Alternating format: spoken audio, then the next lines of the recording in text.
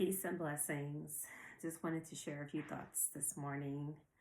I'm going to read from Ecclesiastes chapter 4. It says, "Two are better than one because they have a good return for their labor.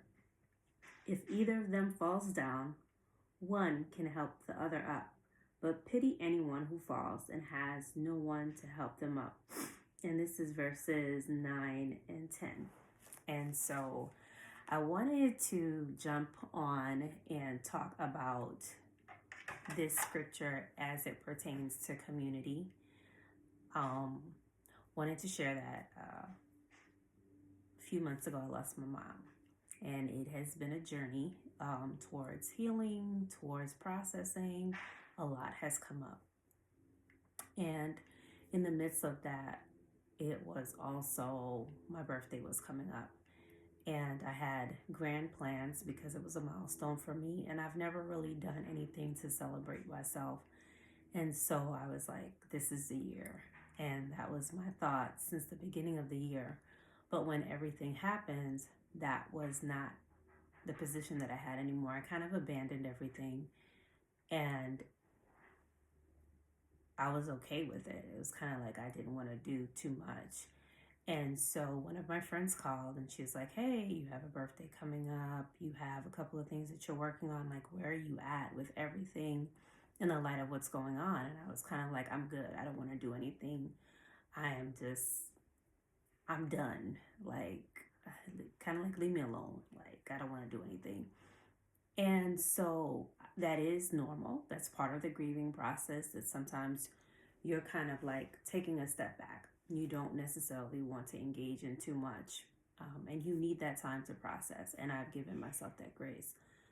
But also, even though you're grieving, sometimes there are things that are going on and things that you need to help you in your grieving process. And it's a part of you don't want to stay in grief mode. And so the challenge that she gave me was like, hey, you should do something for your birthday. And I was like, I'm good. And she's like, well, I'm going to give you a week to pray about it, and I'll get back with you. And so the week came and went, and I was like, I'm good. I don't think I have the time. And she was like, look, you have community. If you really want to do this, people are going to show up to help. And so I was like, I don't know. And so I kind of let another week go by. Mind you, we only were like a month away. And so at this point, by the time that I decided that I wanted to do something, because I recognized the fact that in my grief, I knew that celebrating in the absence of my mom was going to be hard, and that if I was within community, it would help. And so I took the steps and I called my friend back, and I called a couple of sisters, and I was like, hey, this is what I desire, I want to do. And not only that, I wanted to take place in this said city that they resided in. I wanted to celebrate there.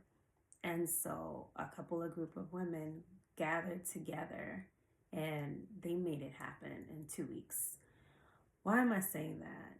I fell, just like the scripture says. It says, two are better than one because they have a good return for their labor. If either of them falls down, one can help the other up.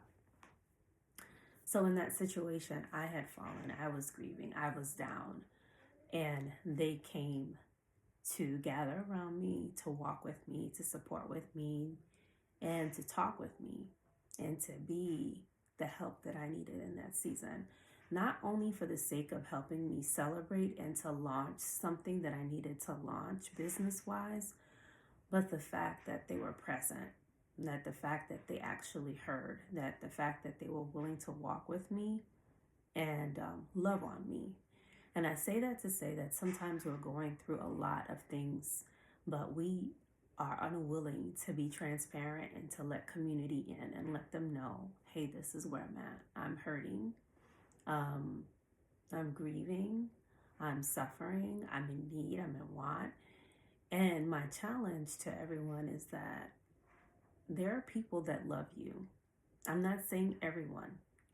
Okay, there's some people that genuinely love you and don't want you to walk the journey alone.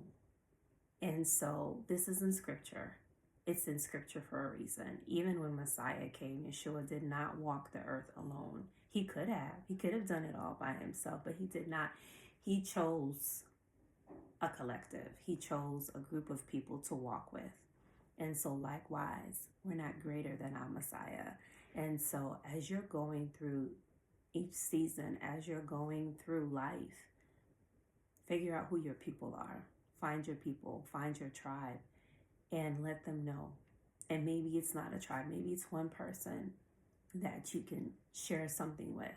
And maybe the Father sends somebody that's not necessarily connected with you, but someone that sees you and asks you, hey, how's it going? Because when my mom passed, I was far away. But I think of the different people that saw in my face that something was off and something was going on. And they would ask, how are you doing today? What's going on? And I could transparently say, it's not a good day. I'm sad. My mom passed away. And I could share. And they were willing to be present with me in that moment.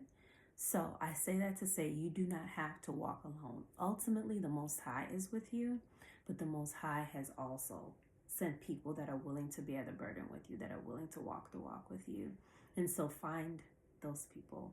Ask him to send those people. Ask, and it shall be given to you.